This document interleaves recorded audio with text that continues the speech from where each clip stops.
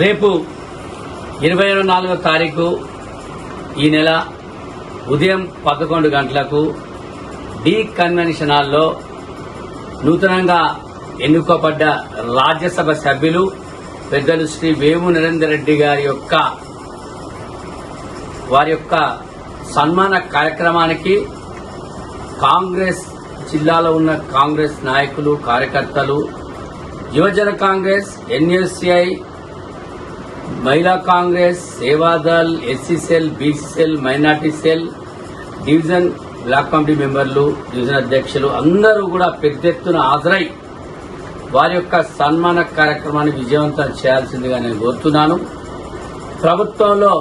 వారు గతంలో రాష్ట్ర సలహాదారుగా ఉండి సీఎం రేవంత్ రెడ్డి గారికి మంచి చక్కటి సలహాలు ఇస్తూ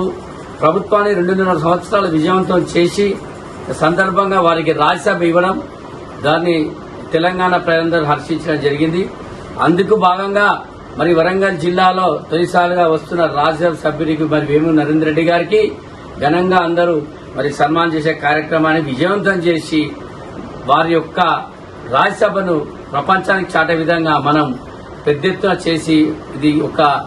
చక్కటి ప్రోగ్రామ్ అయి మనం నిరూపించుకోవాల్సిందిగా నేను కాంగ్రెస్ కార్యకర్తలందరూ కోరుతూ